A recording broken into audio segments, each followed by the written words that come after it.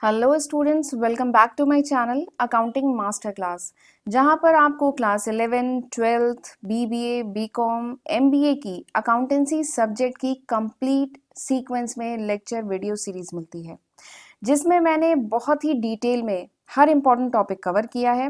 तो फिर देर किस बात की है? अगर आप कॉमर्स के स्टूडेंट हैं तो इन वीडियोस की हेल्प से पढ़ना शुरू करिए और अपने फ्रेंड्स के साथ इन वीडियोस को ज़्यादा से ज़्यादा शेयर करिए।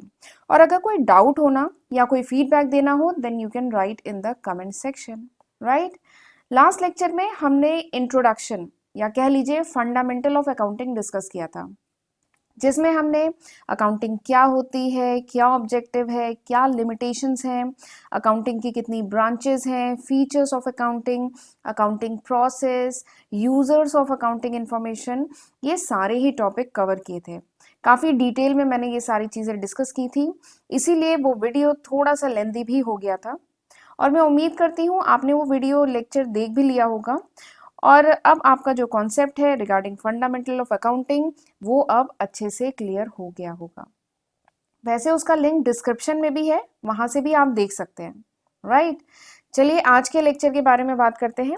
आज इस लेक्चर में हम कुछ इंपॉर्टेंट बेसिक अकाउंटिंग के टर्म्स डिस्कस करने वाले हैं, ठीक है, जिन्हें जानना बहुत ही इंपॉर्टेंट है, क्योंकि ये जो टर्म्स हैं ये आगे चल के इस सब्जेक्ट में फ्रिक्वेंटली यूज होंगे। तो आपको ये टर्म्स क्या होते हैं ये क्लियर होना बहुत ज़रूरी है। तो चलिए देखते हैं कौन कौन से सब टॉपिक आज के इस लेक्चर में हम कवर करेंगे, कौन कौन से टर्म्स हम डिस्कस करेंगे। सबसे पहले देखेंगे कि बिजनेस ट्रांजैक्शन क्या होता है, देन अकाउंट क्या होता है, कैपिटल क्या है, लाइबिलिटी क्या है, एसेट्स क्या है, कितने टाइप के होते हैं, रिसिप्ट्स क्या है, एक्सपेंडिचर क्या होता है। तो ये सारे ही टर्म्स आज के इस लेक्चर में हम कवर करने वाले हैं। ये जो टॉपिक है ना अकाउंटिंग टर्म्स, इसको मैं 2 लेक्चर में कवर करूंगी। फर्स्ट लेक्चर में ये मैं 7 टर्म्स आज डिस्कस करूंगी, बाकी जो बचे हुए इंपॉर्टेंट टर्म्स हैं वो मैं नेक्स्ट लेक्चर में कवर करूंगी, ओके। और एक खास बात और कि अगर आप मेरे चैनल पे फर्स्ट टाइम विजिट कर रहे हैं तो मेरे चैनल को जल्दी से सब्सक्राइब कर लीजिए और ये जो छोटी सी बेल है साइड में इसको भी प्रेस कर लीजिएगा, so that you get the notification when I upload my next video, right. तो फिर चलिए बिना टाइम वेस्ट किए हम आज का लेक्चर स्टार्ट करते हैं। सबसे जो पहला टर्म है दैट इज बिजनेस ट्रांजैक्शन।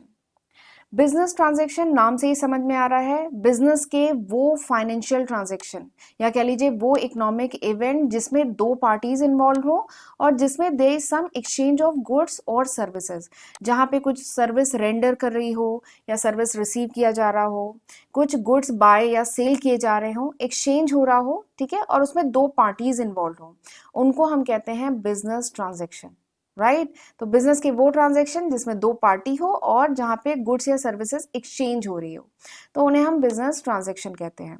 जैसे एग्जांपल के लिए सपोज करिए ऑर्गेनाइजेशन ने कोई गुड्स बाय किए हैं या कुछ गुड्स परचेज किए हैं, ठीक है, बाय और परचेज एक ही होता है, गुड्स बाय किए हैं या कोई गुड्स सेल किए हैं, ठीक है, या फिर कुछ डेटर से पैसा रिसीव हुआ है या कुछ फिक्स एसेट ऑर्गेनाइजेशन ने बाय किए हैं या सेल किए हैं। तो ये सारे एग्जाम्पल हैं बिजनेस ट्रांजैक्शन के, क्योंकि इसमें क्या है, 2 पार्टीज इन्वॉल्व हो रही हैं और गुड्स जो है एक्सचेंज हो रहे हैं, तो दिस इज बिजनेस ट्रांजैक्शन। अब ये जो ट्रांजैक्शन है ना ये 4 टाइप के होते हैं, यहाँ पे मैंने डायग्राम में शो किया है। ये जो ट्रांजैक्शन है ना ये 4 टाइप्स के होते हैं, internal transaction, external transaction, cash transaction and credit transaction, ठीक है। अब ये जो कैश, चलिए यहाँ से शुरू करते हैं कैश ट्रांजैक्शन से। ये जो कैश ट्रांजैक्शन है नाम से ही समझ में आ रहा है वो ट्रांजैक्शन, ठीक है, वो बाय सेल या वो लेन देन जिसमें हम जो भी अमाउंट है उसका तुरंत पेमेंट कर दें, ठीक है। अगर हमने कोई सामान खरीदा है तो उसका कैश में तुरंत पेमेंट हो जाए, या कोई सामान सेल हुआ है तो हमें कैश अमाउंट तुरंत रिसीव हो जाए, तो उसको कहेंगे कैश ट्रांजैक्शन, ठीक है। Next is credit transaction. Credit मतलब उधार, वो ट्रांजैक्शन जिसमें अभी पेमेंट ना हो, ठीक है, या अभी अमाउंट रिसीव ना हो, उसमें ये प्रॉमिस किया जा रहा है कि आपको जो पेमेंट होगा या जो अमाउंट रिसीव होगा, ठीक है, वो आगे लेटर डेट में होगा, 1 महीने 2 महीने बाद किया जाएगा, उधार पे अभी ट्रांजैक्शन हो रहा है, तो that is called credit transaction, right. चलिए अगला क्या है, एक्सटर्नल ट्रांजैक्शन। नाम से ही समझ में आ रहा है एक्सटर्नल, ठीक है, यानी वो ट्रांजैक्शन जिसमें एक external outside second party involve हो, यानी बिजनेस किसी बाहर की सेकेंड पार्टी के साथ जो ट्रांजैक्शन कर रहा है, जो लेन देन या जो ट्रेड कर रहा है, that is called external transaction. जैसे सपोज करिए ऑर्गेनाइजेशन है, उसने कोई गुड्स बेचे हैं किसी दूसरी कंपनी को, जेड लिमिटेड कंपनी को, ठीक है, तो that will be called external transaction. एक सेकेंड पार्टी, एक दूसरी बाहर की सेकेंड पार्टी के साथ ट्रांजैक्शन है ना, तो इसलिए external transaction. Next is internal transaction. तो इंटरनल नाम क्या है यहाँ पे, इंटरनल, इंटरनल यानी ऑर्गेनाइजेशन के अंदर जो ट्रांजैक्शन है, जहाँ पे कोई भी दूसरी सेकेंड पार्टी न इन्वॉल्व हो, उसको हम कहेंगे इंटरनल ट्रांजैक्शन। ठीक है, जैसे एग्जांपल के लिए सपोज करिए जो ऑर्गेनाइजेशन के जो फिक्स एसेट है उन पे जो भी डेप्रिसिएशन लग रहा है, तो वो क्या है, वो है इंटरनल ट्रांजैक्शन, राइट। चलिए आपको समझ में आ गया होगा बिजनेस ट्रांजैक्शन। चलिए दूसरा हम टर्म पढ़ते हैं, दैट इज अकाउंट। ये जो अकाउंटेंसी का सब्जेक्ट है ना, इसमें आपको बहुत सारे अकाउंट बनाने हैं। तो अकाउंट क्या होता है मैं बताने जा रही हूँ। तो अकाउंट कुछ नहीं, जितने भी ट्रांजैक्शन हैं ऑर्गेनाइजेशन के, जितने भी ट्रांजैक्शन हो रहे हैं, उनको जब हम पर्टिकुलर हेड में रिकॉर्ड करते हैं ना, तो इसी को अकाउंट कहा जाता है। अकाउंट कुछ ऐसा होता है, जैसे मैंने एग्जाम्पल यहाँ पे एक फर्नीचर अकाउंट का दिया है, कुछ अकाउंट का फॉर्मेट इस टाइप का होता है। मेरी जो लेजर वाली वीडियो है उसमें मैंने सेपरेट, मतलब अच्छे से वहाँ पे कैसे अकाउंट बनाया जाएगा, क्या क्या रूल रेगुलेशन फॉलो किए जाते हैं, वो सारी चीज़ें वहाँ डिटेल में डिस्कस किया है। यहाँ केवल मैं आपको ये टर्म बता दे रही हूँ अकाउंट क्या होता है। तो ट्रांजेक्शन जब एक पर्टिकुलर हेड के अंदर इस टाइप से जब रिप्रेजेंट किया जाता है ना, दिस इज कॉल्ड अकाउंट। और अकाउंट का एक बहुत इंपॉर्टेंट फायदा ये है कि अकाउंट से केवल अमाउंट ऑफ ट्रांजेक्शन, यानी इस ट्रांजेक्शन में जो अमाउंट इन्वॉल्व है, जो पैसा इन्वॉल्व है, केवल वही शो नहीं होता है। इस अकाउंट को देख करके आप इफेक्ट क्या है, इस पर्टिकुलर ट्रांजेक्शन का इफेक्ट क्या हो रहा है, इसका डायरेक्शन क्या है, ये भी आप समझ सकते हैं। ये बहुत खास बात है, ठीक है। बट वो आपको समझ में तब आएगा जब आप अकाउंटिंग के गोल्डन रूल जानेंगे, जो मेरी एक सेपरेट वीडियो में है, ठीक है। इसीलिए मैं कहती हूँ कि सीक्वेंस में चलना बहुत इंपॉर्टेंट है। तो अभी केवल ये जान लीजिए कि अकाउंट से आप केवल अमाउंट नहीं, उसका इफेक्ट और डायरेक्शन भी समझ सकेंगे। बट जब आपको रूल समझ में आएगा तब कर पाएंगे, राइट। चलिए आगे बढ़ते हैं, तीसरा टर्म। तीसरा टर्म क्या है, कैपिटल। कैपिटल मतलब क्या होता है, कैपिटल मतलब होता है पूंजी, वो अमाउंट। तो कैपिटल क्या है, कैपिटल वो अमाउंट है जो इन्वेस्ट किया जाता है किसी भी इंटरप्राइज में, बाय, कौन इन्वेस्ट करता है, by proprietor in proprietorship firm, partner in partnership firm, share holder in a company. ठीक है, मैंने आपको एक वीडियो में बताया था जिसमें मैंने ऑर्गेनाइजेशन का टाइप डिस्कस किया था कि जो ऑर्गेनाइजेशन होती है वो 3 टाइप की होती है। कौन कौन सी, वीडियो को पॉज करिए और मुझे बताइए कौन कौन सी। सबसे पहला है सोल प्रोप्राइटरशिप बिजनेस, जहां पे एक सिंगल ओनर होता है। दूसरा क्या है, पार्टनरशिप फर्म। तीसरा क्या है, कंपनी। तो ऑर्गेनाइजेशन 3 टाइप की होती है, सोल प्रोप्राइटर, पार्टनरशिप फर्म और कंपनी। तो चाहे सोल प्रोप्राइटर हो, चाहे पार्टनरशिप फर्म हो, चाहे कंपनी हो, ठीक है, ओनर जो भी पैसा ऑर्गेनाइजेशन में लगाता है उसको हम क्या कहते हैं, उसको हम कहते हैं कैपिटल। कैपिटल मतलब पूंजी, जो ओनर ऑर्गेनाइजेशन में लगा रहा है उसको हम कहेंगे कैपिटल। अब एक खास बात है कैपिटल से रिलेटेड कि capital is a liability of the business. ये जो कैपिटल होता है ये बिजनेस की लायबिलिटी होती है, ये बिजनेस की जिम्मेदारी होती है, बिजनेस को ये पैसा वापस करना होता है, ठीक है। ये लायबिलिटी होती है किसकी तरफ, toward the owner of the business, जो भी बिजनेस का ओनर है, चाहे वो प्रोप्राइटर हो, पार्टनर्स हो, ठीक है, या शेयर होल्डर हो, तो उनकी तरफ क्या होती है, ये कैपिटल इज अ लायबिलिटी, ये बिजनेस की लायबिलिटी है टुवर्ड्स दीज पार्टीज, ठीक है। अब आप पूछ रहे होंगे सवाल कि ये लायबिलिटी क्यों है भाई, क्योंकि ओनर ने अपने ही बिजनेस में तो पैसा लगाया है, ठीक है, ओनर ने अपने बिजनेस में पैसा लगाया है, तो कैपिटल कैसे लायबिलिटी हो गई। तो उसके लिए आपको अकाउंटिंग के जो बेसिक कॉन्सेप्ट हैं और जो कन्वेंशन है वो थोड़ा सा पढ़ना पड़ेगा। उस पर मेरी सेपरेट वीडियो है, फिर से मैं कहूँगी सेपरेट वीडियो है, वहाँ जाके देख सकते हैं। तो इवन सबसे पहला ही कॉन्सेप्ट है बिजनेस एंटिटी कॉन्सेप्ट, वहाँ डिस्कस किया है मैंने। बिजनेस एंटिटी कॉन्सेप्ट क्या कहता है कि बिजनेस अलग है, ओनर अलग है, ठीक है, बिजनेस के ट्रांजैक्शन अलग होते हैं, ओनर अलग है। ओनर और बिजनेस के ट्रांजैक्शन को मिक्स नहीं किया जाता है। तो अगर ओनर ने अपने ही बिजनेस में भले ही पैसा लगाया है, बट ये क्या होगा, ये बिजनेस की लायबिलिटी बन जाएगा टुवर्ड्स इट्स ओनर, ठीक है। तो this is one of the concept. तो इस रीजन के कारण मैं बता रही हूँ यहाँ पे कि capital is a liability of the business. ये कैपिटल क्या होता है? बिजनेस की लाइबिलिटी होता है। ठीक है। अब ये जो कैपिटल है इसके कुछ दूसरे नाम भी हैं। कैपिटल को ओनर्स इक्विटी भी कहते हैं या कैपिटल को नेट वर्थ भी कहा जाता है। ये मैं इसलिए बता रही हूँ ताकि कहीं ऐसा ना हो ये नेट वर्थ लिखा हो या ओनर्स इक्विटी लिखा हो और आप समझ ना पाए। ठीक है। तो कैपिटल को ओनर्स इक्विटी या नेट वर्थ भी कहते हैं। कैपिटल का एक फॉर्मूला भी है, capital is equals to asset minus liability. वैसे आगे चल के आप पढ़ेंगे कि इसी को अकाउंटिंग इक्वेशन भी कहा जाता है। यही तो है accounting equation. Accounting equation detail में मैंने आगे डिस्कस किया है, लेकिन यहाँ पे क्योंकि मैं कैपिटल के बारे में डिस्कस कर रही थी तो मैंने सोचा फॉर्मूला भी आपको बता दूं यहाँ पे। ठीक है। तो कैपिटल का फॉर्मूला क्या है? एसेट माइनस लाइबिलिटी, और यही अकाउंटिंग इक्वेशन भी है। राइट। चलिए आगे बढ़ते हैं, देखते हैं लाइबिलिटीज क्या होता है। तो लाइबिलिटी क्या है? Amount payable by the business. Business जो भी अमाउंट पे करना है बिजनेस को, ठीक है, this is the liability. Business जिस भी अमाउंट के लिए रिस्पॉन्सिबल है, लीगली रिस्पॉन्सिबल है कि बिजनेस को ये अमाउंट पे करना है, दिस इज कॉल्ड लाइबिलिटी। इसी को लाइबिलिटी कहते हैं। ठीक है। अब ये लाइबिलिटी डिफरेंट टाइप की होती है, internal liability, external liability, non current liability, current liability. ठीक है। तो देखते हैं ये क्या होते हैं डिफरेंट, ये जो लाइबिलिटीज यहाँ पे लिखी हुई हैं ये क्या होती है। सबसे पहले इंटरनल लाइबिलिटी। नाम क्या है? Internal liability. इंटरनल मतलब इनसाइड पार्टीज, यानी liability toward the inside parties of the business. Business के जो अंदर के लोग हैं उनकी तरफ जो लाइबिलिटी है, तो अंदर के लोग कौन होते हैं? ओनर्स होते हैं ना। अभी बताया था लास्ट स्लाइड में, ओनर्स ने जो भी बिजनेस में जो भी फंड लगाया है वो क्या होता है? बिजनेस की इंटरनल लाइबिलिटी। तो इंटरनल लाइबिलिटी क्या है? Liability toward the owner of the business. Business में जो भी ओनर्स ने जो भी पैसा लगाया है वो क्या है? Internal liability. Right. External liability क्या है? Liability toward the outside parties. बाहर के लोगों को, बाहर के लोगों की तरफ जो ऑर्गेनाइजेशन की जो लाइबिलिटी है, ठीक है, उसको हम कहेंगे एक्सटर्नल लाइबिलिटी। या दूसरे शब्दों में ये कह सकते हैं कि ओनर को छोड़ करके जितनी भी दूसरी पार्टीज हैं उनकी तरफ जो ऑर्गेनाइजेशन की लाइबिलिटी है उसको हम कहेंगे एक्सटर्नल लाइबिलिटी। ठीक है। अब एक सवाल ये आ रहा होगा कि ये एक्सटर्नल लाइबिलिटी क्यों अराइज करती है? ये एक्सटर्नल लाइबिलिटी आती क्यों है? तो ये एक्सटर्नल लाइबिलिटी इसलिए आती है क्योंकि ऑर्गेनाइजेशन ने शायद कुछ क्रेडिट में कुछ ट्रांजेक्शन किए होंगे। ठीक है। क्रेडिट में कुछ ट्रांजेक्शन किए होंगे या शायद ऑर्गेनाइजेशन ने कुछ लोन लिया होगा जिसकी वजह से एक्सटर्नल लाइबिलिटी आई ऑर्गेनाइजेशन पे। ठीक है।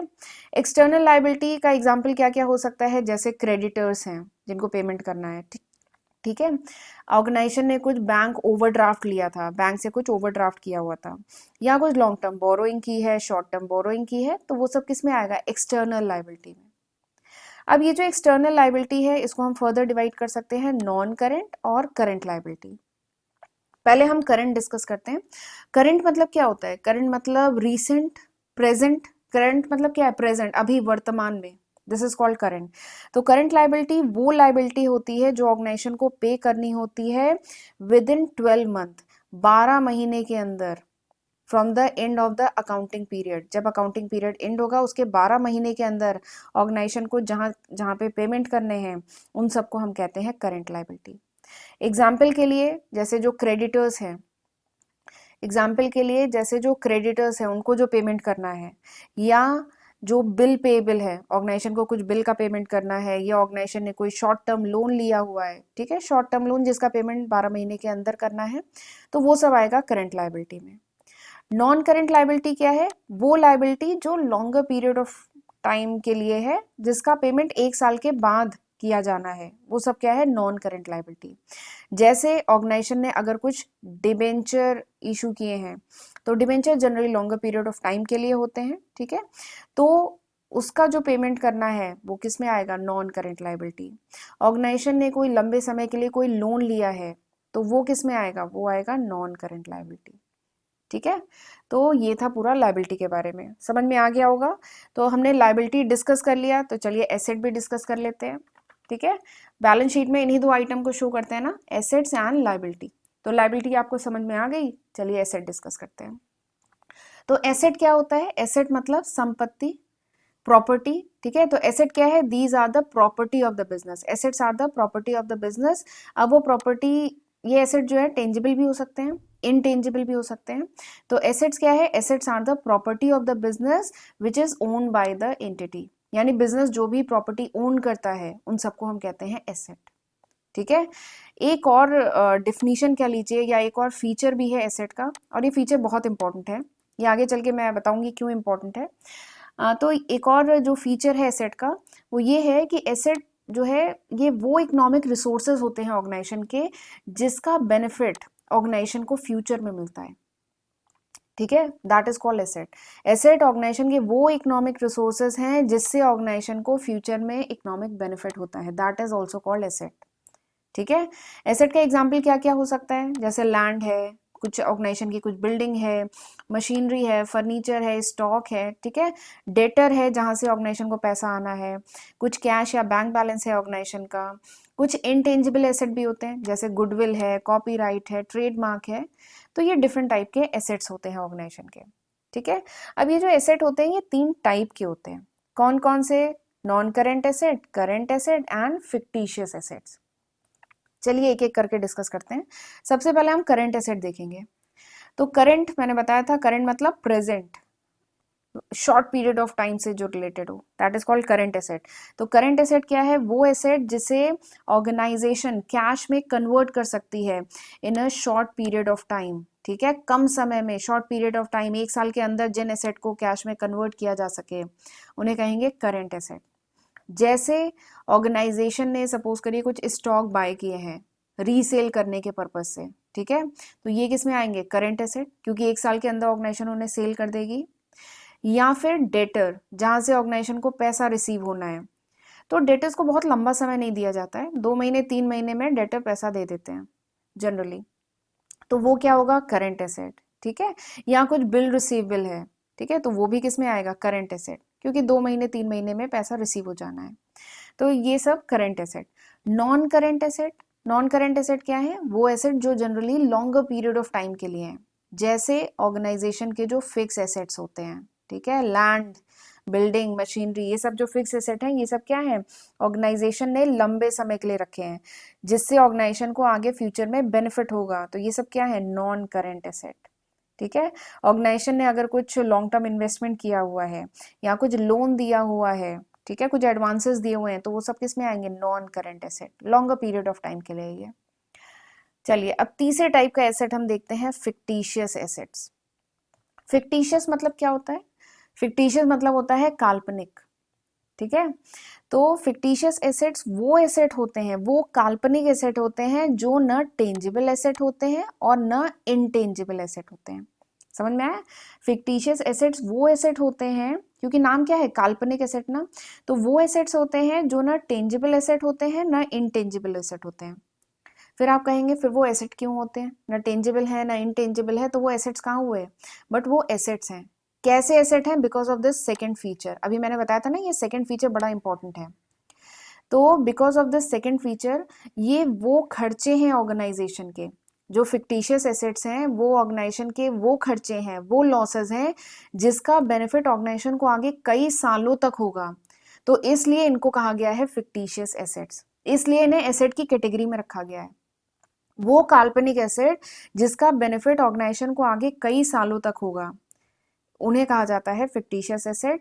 और इसीलिए इन खर्चों को, इन लॉसेस को 1 साल में नहीं राइट ऑफ किया जाता है, 1 अकाउंटिंग ईयर में नहीं राइट ऑफ किया जाता है, आगे बहुत सारे अकाउंटिंग ईयर में इन्हें राइट ऑफ किया जाता है, कई सालों तक इसका अमाउंट राइट ऑफ किया जाता है। ठीक है, तो इनको हम क्या कहते हैं, फिक्टिशियस एसेट। जैसे एग्जाम्पल के लिए एडवर्टाइजमेंट एक्सपेंडिचर, अगर कंपनी ने कुछ एडवर्टाइजमेंट पे खर्चा किया है, तो एडवर्टाइजमेंट का खर्चा जो किया है वो क्या इसी साल उसका बेनिफिट मिलेगा, ऐसा तो नहीं है, इसका बेनिफिट तो आगे कई सालों तक मिलता रहेगा। या ऑर्गेनाइजेशन ने डिबेंचर इशू किया था, ठीक है, तो डिबेंचर इशू करने में अगर कुछ डिस्काउंट दिया है, तो डिस्काउंट से ऑर्गेनाइजेशन को क्या हुआ, लॉस हुआ ना, तो इस लॉस का जो बेनिफिट है, क्या वो केवल इसी साल ऑर्गेनाइजेशन को मिलेगा, नहीं, इस लॉस का जो बेनिफिट है वो तब तक मिलेगा जब तक उस डिबेंचर का पैसा ऑर्गेनाइजेशन में है। ठीक है, तो ये एक टाइप के एसेट होते हैं, काल्पनिक एसेट, जिसका बेनिफिट ऑर्गेनाइजेशन को आगे कई सालों तक मिलना है, इसलिए इनको फिक्टिशियस एसेट कहते हैं और इसलिए ऐसे खर्चों को एसेट की कैटेगरी में रखा गया है। ठीक है, तो ये बहुत ही इंपॉर्टेंट है, बच्चे इसमें बहुत कंफ्यूज रहते हैं, तो इसको थोड़ा ध्यान से समझिएगा। न समझ में आए एक बार रिवाइंड करके दोबारा देखिएगा, राइट। चलिए आगे बढ़ते हैं। रिसिप्ट्स। रिसिप्ट्स क्या होती है? रिसिप्ट्स वो अमाउंट है जो ऑर्गेनाइजेशन को रिसीव हुआ है या रिसीव होगा फॉर सेलिंग ऑफ गुड्स और for rendering of services. Organisation ने कुछ एसेट सेल किए हैं, कुछ गुड सेल किए हैं या कुछ सर्विस रेंडर की है, उससे ऑर्गेनाइजेशन को जो भी पैसा रिसीव हुआ है या जो रिसीव होगा उनको हम रिसिप्ट्स कहते हैं। ठीक है, वर्ड क्या है? रिसिप्ट्स, यानी जो रिसीव हुआ है या होगा उसको रिसिप्ट्स कहेंगे। अब ये जो रिसिप्ट्स होती हैं दो टाइप की होती हैं। कौन कौन सी? Revenue receipt and capital receipt. Revenue receipt क्या होता है? रेवेन्यू रिसिप्ट वो रिसिप्ट है, नाम क्या है? रेवेन्यू, इस वर्ड पे फोकस करिएगा, रेवेन्यू। तो रेवेन्यू रिसिप्ट क्या है? वो रिसिप्ट्स है जो ऑर्गेनाइजेशन को, जो ऑर्गेनाइजेशन की नॉर्मल रेवेन्यू प्रोड्यूसिंग एक्टिविटी है, ठीक है, जो ऑर्गेनाइजेशन की नॉर्मल कोर्स ऑफ एक्टिविटी है, उसके कारण जो ऑर्गेनाइजेशन को पैसा रिसीव होता है या होगा उसको हम रेवेन्यू रिसिप्ट कहते हैं। जैसे ऑर्गेनाइजेशन ने अगर गुड्स बनाया उसको बेचा, ठीक है, या ऑर्गेनाइजेशन ने सर्विस रेंडर की या कुछ इन्वेस्टमेंट एफडी वगैरह की है, ठीक है, तो उससे जो पैसा रिसीव होगा उसको हम रेवेन्यू रिसिप्ट कहते हैं। ठीक है, रेवेन्यू रिसिप्ट जनरली एक रेगुलर इंटरवल पे हमेशा होते रहते हैं। ठीक है, और रेवेन्यू रिसिप्ट को हम कहाँ पे शो करते हैं? पीएल अकाउंट, ट्रेडिंग अकाउंट में शो किया जाता है। जबकि इसके जगह अगर कैपिटल रिसिप्ट हो, तो कैपिटल रिसिप्ट क्या है? नॉर्मल रेवेन्यू प्रोड्यूसिंग एक्टिविटी या नॉर्मल जो बिजनेस के जो ऑपरेशन है उसको छोड़ करके ऑर्गेनाइजेशन को कहीं भी दूसरे सोर्सेज से जो भी अमाउंट रिसीव होता है उसको हम कहते हैं कैपिटल रिसिप्ट। ठीक है, ध्यान से एक बार फिर से मैं बोल रही हूँ, ध्यान से समझिएगा। कैपिटल रिसिप्ट क्या है? ऑर्गेनाइजेशन के जो नॉर्मल कोर्स ऑफ बिजनेस को छोड़ करके ऑर्गेनाइजेशन को दूसरे कहीं भी दूसरे सोर्सेस से जो पैसा रिसीव होता है उसे कहते हैं कैपिटल रिसिप्ट। ठीक है, और कैपिटल रिसिप्ट को हम कहाँ शो करते हैं? बैलेंस शीट में शो करते हैं। ओके, जैसे एग्जाम्पल के लिए कैपिटल रिसिप्ट का कुछ एग्जाम्पल बताइए।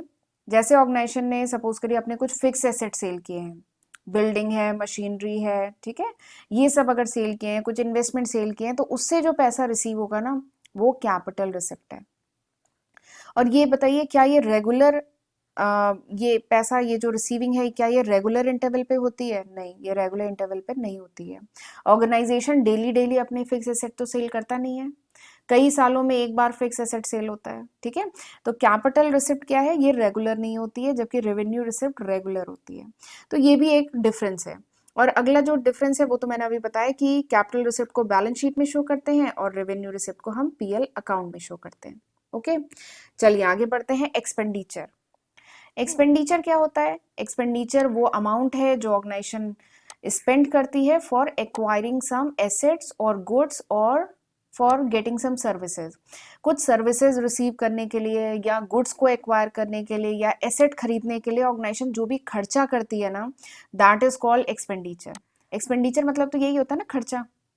तो ऑर्गेनाइजेशन जो भी खर्चा करती है गुड्स, सर्विसेज या एसेट्स पे, उनको हम कहते हैं एक्सपेंडिचर। अब ये एक्सपेंडिचर तीन टाइप के होते हैं। कौन कौन से? कैपिटल एक्सपेंडिचर, रेवेन्यू एक्सपेंडिचर और ये डिफर्ड रेवेन्यू एक्सपेंडिचर। ये डिफर्ड रेवेन्यू एक्सपेंडिचर बहुत इंपॉर्टेंट है। अधिकतर मैं देखती हूँ क्वेश्चंस में, चाहे वो बीबीए हो, चाहे एमबीए हो, या क्लास 11th में, ये वर्ड बहुत पूछा जाता है शॉर्ट क्वेश्चंस में, डिफर्ड रेवेन्यू एक्सपेंडिचर। ध्यान से इसको समझिएगा जब मैं अभी बताऊंगी। तो कैपिटल एक्सपेंडिचर पहले देख लेते हैं। कैपिटल एक्सपेंडिचर क्या है? ये वो एक्सपेंडिचर है, ये वो खर्चा है जो ऑर्गेनाइजेशन करती है for acquiring the assets, generally for acquiring the fix asset. Organisation fix asset को एक्वायर करने में या उसकी कंडीशन को इम्प्रूव करने में या ऑर्गेनाइजेशन की अर्निंग कैपेसिटी को बढ़ाने में जो ऑर्गेनाइजेशन खर्चा करती है ना, उसको हम कैपिटल एक्सपेंडिचर कहते हैं। और ये जो कैपिटल एक्सपेंडिचर के आइटम है इनको हम बैलेंस शीट में शो करते हैं, राइट। ये कैपिटल एक्सपेंडिचर का एग्जाम्पल आप बताएंगे? जैसे एग्जाम्पल है, जैसे सपोज करिए कंपनी ने मशीनरी परचेज की है ताकि वो गुड्स बना सके, मैन्युफैक्चर कर सके। कंपनी ने कुछ फर्नीचर बाय किए हैं या कुछ कंप्यूटर बाय किए हैं ताकि अपने बिजनेस को कैरी ऑन कर सके। तो ये सब क्या है? Capital expenditure. Okay, next is revenue expenditure. तो यहाँ पे रेवेन्यू वर्ड पे फोकस करिए। वो खर्चे, रेवेन्यू एक्सपेंडिचर क्या होते हैं? रेवेन्यू एक्सपेंडिचर यानी वो खर्चे ऑर्गेनाइजेशन के जो रेवेन्यू प्रोड्यूसिंग एक्टिविटी मतलब शॉर्ट पीरियड ऑफ टाइम के लिए, वो खर्चे जो जिनका जो बेनिफिट है वो एग्जॉस्ट हो जाए या वो कंज्यूम हो जाए with in the accounting period, यानी जो खर्चे इसी फाइनेंशियल ईयर के लिए हैं, ठीक है, उन्हें हम रेवेन्यू एक्सपेंडिचर कहते हैं। या दूसरे शब्दों में कह सकते हैं वो खर्चे जिनका डायरेक्ट रिलेशनशिप होता है रेवेन्यू प्रोड्यूसिंग एक्टिविटी से। जैसे एग्जाम्पल के लिए एग्जाम्पल बताते हैं, एग्जाम्पल है जैसे सपोज करिए एम्प्लॉय को जो सैलरी दी, ठीक है, या ऑर्गेनाइजेशन ने जो रेंट पे किया, इलेक्ट्रिसिटी का बिल पे किया, तो ये सब क्या है, शॉर्ट पीरियड ऑफ टाइम के खर्चे जो इसी फाइनेंशियल ईयर के हैं, ठीक है, तो वो रेवेन्यू एक्सपेंडिचर में आते हैं और इनको हम ट्रेडिंग एंड पीएल अकाउंट में शो करते हैं। जैसे अभी पढ़ा था ना रेवेन्यू कैपिटल, उसको हम ट्रेडिंग एंड पीएल में शो करते थे, वैसे ही है रेवेन्यू एक्सपेंडिचर, ये शॉर्ट पीरियड ऑफ टाइम के लिए होते हैं। नेक्स्ट आ जाइए डिफर्ड रेवेन्यू एक्सपेंडिचर, ठीक है। ये डिफर, ये जो वर्ड है इसका क्या मतलब होता है, ये जो डिफर वर्ड है, तो डिफर का मतलब होता है टालना, ठीक है, स्थगित करना, टालना। तो नाम क्या है, डिफर्ड रेवेन्यू एक्सपेंडिचर, तो इसमें एक वर्ड आया है रेवेन्यू एक्सपेंडिचर प्लस डिफर। तो डिफर का मतलब तो क्या है, टालना, और रेवेन्यू एक्सपेंडिचर, तो डिफर्ड रेवेन्यू एक्सपेंडिचर क्या हुआ, ये वो ऑर्गेनाइजेशन का रेवेन्यू एक्सपेंडिचर है जिसको, ये वो खर्चा है ऑर्गेनाइजेशन का जिसको एक साल में राइट ऑफ नहीं किया जाता है। ध्यान से समझिएगा, ऑर्गेनाइजेशन का वो रेवेन्यू एक्सपेंडिचर जो एक साल में राइट ऑफ नहीं किया जाता है, बल्कि उसको आगे कई सालों तक उस अमाउंट को राइट ऑफ किया जाता है।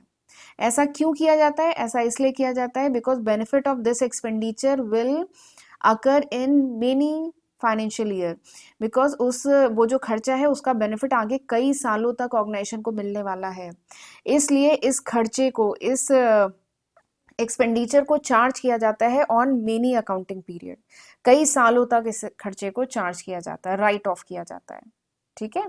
जैसे एग्जाम्पल के लिए अभी मैंने एडवर्टाइजमेंट का एग्जाम्पल बताया था ना, जो एडवर्टाइजमेंट पे ऑर्गेनाइजेशन ने जो भी खर्चा किया है, क्या उस एडवर्टाइजमेंट का बेनिफिट ऑर्गेनाइजेशन को क्या इसी साल मिलेगा, नहीं, आगे कई सालों तक ऑर्गेनाइजेशन को उसका बेनिफिट मिलता रहेगा। तो ये क्या है, ये एक रेवेन्यू एक्सपेंडिचर है, लेकिन ऑर्गेनाइजेशन इस खर्चे को एक ही साल में नहीं राइट ऑफ करेगी, क्योंकि इसका बेनिफिट कई सालों तक मिल रहा है, तो इसको कई सालों तक राइट ऑफ करती रहेगी। तो इसीलिए क्या है, ये डिफर है, डिफर रेवेन्यू एक्सपेंडिचर, ठीक है, समझ में आ गया। न समझ में आया तो एक बार रिवाइंड करके आप इसको दोबारा देखिएगा। ये जो तीसरा टर्म है ना, different revenue expenditure, this is important, ये अधिकतर पूछा जाता है एग्जाम में। आई होप आज ये जितने भी टर्म्स हमने डिस्कस किए हैं ये आपको अच्छे से समझ में आ गए होंगे। चलिए आज का लेक्चर हम यहीं पे स्टॉप करते हैं। नेक्स्ट लेक्चर में हम बाकी जो बचे हुए अकाउंटिंग टर्म्स हैं वो डिस्कस करेंगे। Okay, so this is all about this lecture. Thank you and have a good day. See you in next lecture. God bless you.